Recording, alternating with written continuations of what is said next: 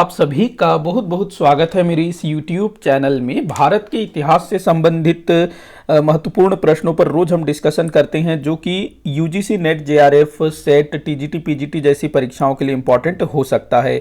अगर आप इनमें से किसी भी परीक्षा की तैयारी कर रहे हैं तो ये वीडियो सीरीज आपके लिए काफ़ी इंपॉर्टेंट हो सकता है, तो इसको आप बिल्कुल भी इग्नोर मत करिएगा। रोज शाम 7 बजे ये वीडियो आपको अवेलेबल होगा। क्वेश्चंस पर आते हैं तो पहला क्वेश्चन दिया हुआ है, निम्न कथन पर विचार कीजिए। इस टाइप के क्वेश्चन भर भर के पूछे जाते हैं, मतलब ऐसे कथन टाइप के वाले क्वेश्चन। तो यहां पर कथन दिया हुआ है कि हुमायूं ने मुगल चित्रकला की नींव रखी, तो बिल्कुल सही है। हुमायूं जो है ना, मुगल चित्रकला का संस्थापक माना जाता है। अगला दिया है, अकबर के समय भित्ति चित्रकारी की शुरुआत हुई। भित्ति चित्रकारी से तात्पर्य है दीवारों पर चित्रकारी, जो कि अकबर के समय में शुरू हुआ था। सही है ये। अगला दिया हुआ है, जहांगीर के समय मुगल चित्रकला फारसी प्रभाव से मुक्त हुआ।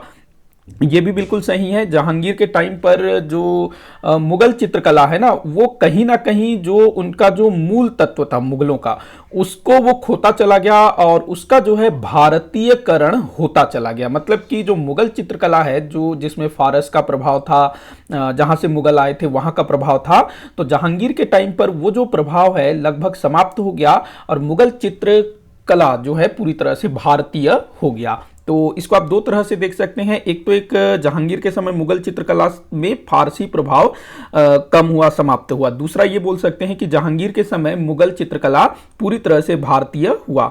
अगला दिया है, दारा शिकोह चित्रकला का पोषक था। तो दारा शिकोह जो कि शाहजहां का बेटा था, वो चित्रकला का पोषक था। बिल्कुल सही है। तो यहां चारों कथन सही होंगे। तो आपका उत्तर क्या बनेगा? 1 2 3 4।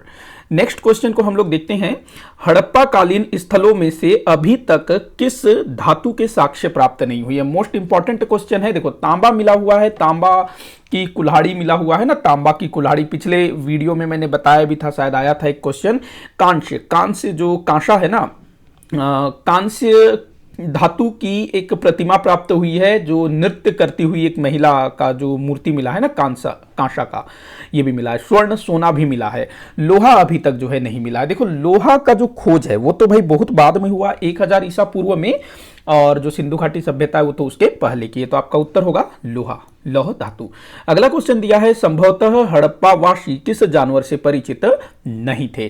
तो भाई ये लोग हाथी से परिचित थे, भैंस से परिचित थे, गेंडा से परिचित थे, लेकिन घोड़ा, इससे ये परिचित नहीं थे। लेकिन इसके बावजूद भी जो घोड़े के प्रमाण हैं हमको सिंधु घाटी सभ्यता से प्राप्त हुए हैं। लेकिन जो हमारे इतिहासकार हैं, जो विद्वान हैं, उनका कहना है कि ये जो घोड़े के अवशेष सिंधु घाटी सभ्यता से प्राप्त हुए हैं, ये बाहरी हैं, मतलब बाहर से वहां पर आए थे।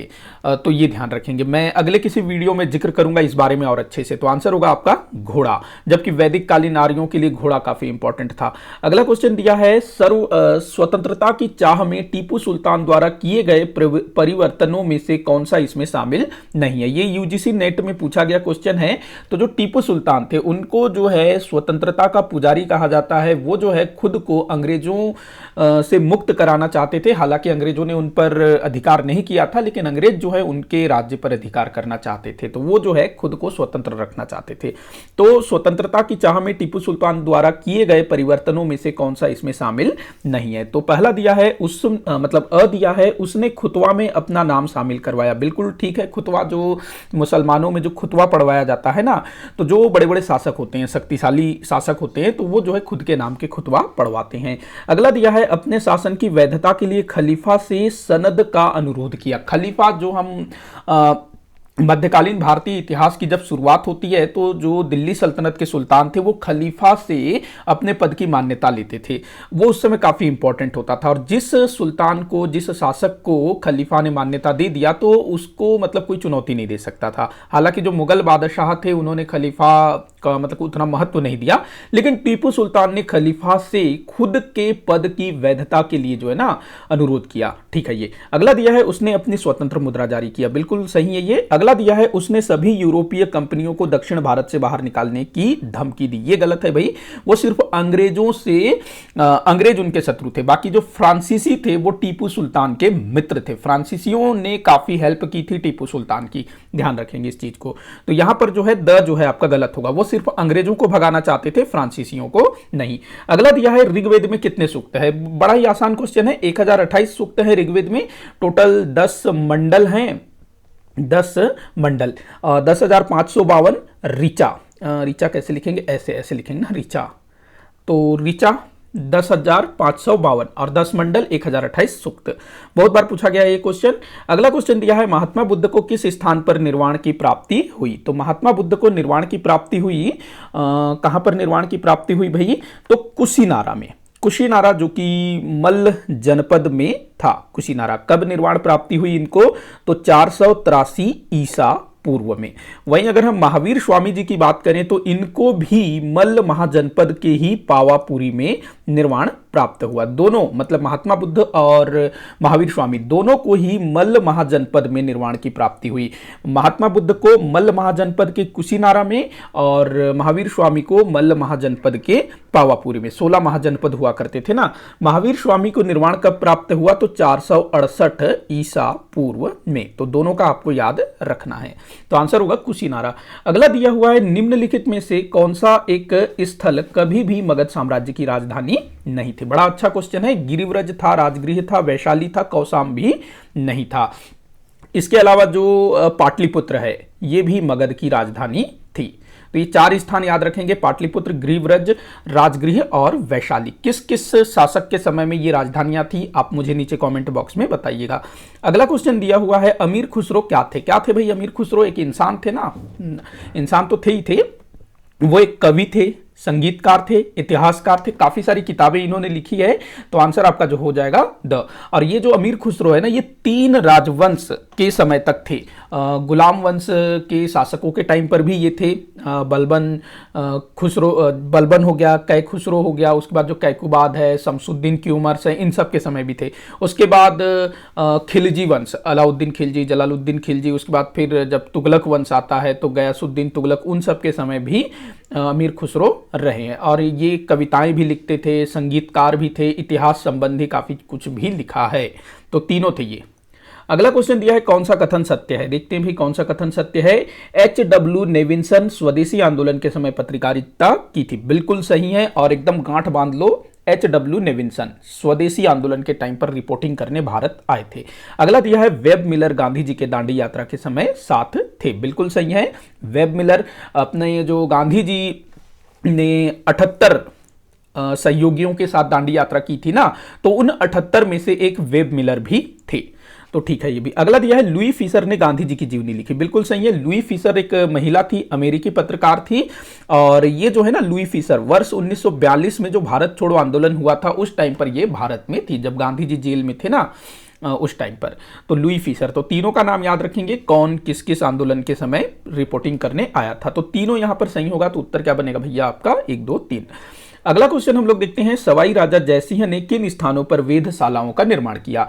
वेधशाला क्या होता है, जहां से जो हमारे चांद तारे सूरज है उनका रिसर्च किया जाए। प्राचीन समय से ही जो है ना सूर्य पर, चांद, तारे, इन सब पर जो है ना रिसर्च होता आया है। जैसे कि पिछले वाले वीडियो में मैंने आर्यभट्ट का जिक्र किया था ना, वो भी एक साइंटिस्ट थे, प्राचीन समय के खगोल शास्त्री थे ना। उन्होंने बताया कि जो दिन मतलब ग्रहण कैसे लगता है, ये सारा कुछ उन्होंने बताया ना, पृथ्वी अपनी धुरी पर घूमता है, ये सब कुछ बताया।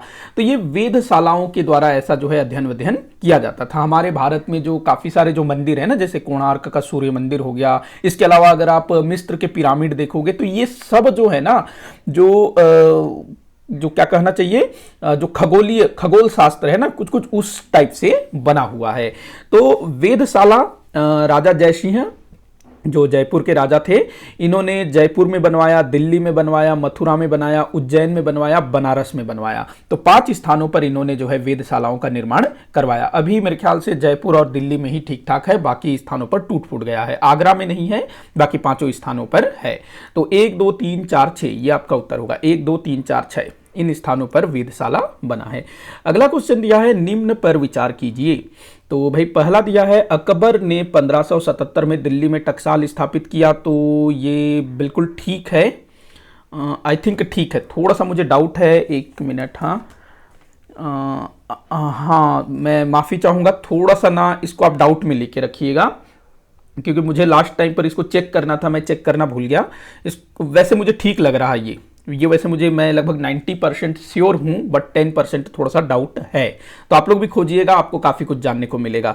अगला हम लोग देखते हैं, चांदी का रुपया मुगल कालीन अर्थव्यवस्था का आधार थी। बिल्कुल सही है, ये चांदी का रुपया एक तरह से इसको हम जो है ना 500 का नोट मान सकते हैं। अभी जैसे 2000 का नोट मार्केट में है, 500 का नोट मार्केट में है, 200 का नोट, 100 का नोट, तो अधिकतर 500 का नोट चलता है। तो वर्तमान समय में जो 500 का नोट है वो हमारे भारतीय अर्थव्यवस्था का आधार है, ये हम कह सकते हैं। लेकिन मुगल काल में जो चांदी का रुपया है, देखो जो सोने का जो मुहर होता है वो बहुत बड़ा होता था, उसका चेंज वगैरह नहीं मिलता रहा होगा, तो जो बीच में कौन होता था, चांदी। तो चांदी का रुपया ये मुगल कालीन अर्थव्यवस्था का आधार होता था। अगला दिया है, अकबर के समय तांबे का टका दाम में बदल गया। बिल्कुल सही है, पहले क्या चलता था, टंका, जो दिल्ली सल्तनत काल है उस टाइम पे, तो ये जो है दाम में बदल गया। ठीक है, ये भी। तो यहां पर तीनों कथन सही होगा। बाकी जो पहला वाला है इसको आप लोग जो है एक बार जरूर सर्च करिएगा, मैं भी सर्च करूंगा। वैसे 90% मैं श्योर हूं कि ये ठीक है, बाकी आप लोग भी खोजिएगा, बहुत कुछ जानने को मिलेगा। तो फिलहाल के लिए हम तीनों को जो है सही मान के चलेंगे। 1 2 3 आपका उत्तर होगा। कमेंट बॉक्स में जरूर बताइएगा ये जो आप पहले वाले को सर्च करेंगे ना। तो इसी के साथ आज का वीडियो यहीं पर समाप्त होता है। आप लोग मुझे कमेंट करके बताइएगा कि आपसे कितने क्वेश्चन सॉल्व हुए। किसी भी क्वेश्चन में कोई भी डाउट हो जरूर बताइएगा। वीडियो को जितना हो सके उतना आप शेयर करिएगा, लाइक करिएगा, चैनल को सब्सक्राइब करिएगा। वीडियो को आखिर तक देखने के लिए बहुत बहुत धन्यवाद।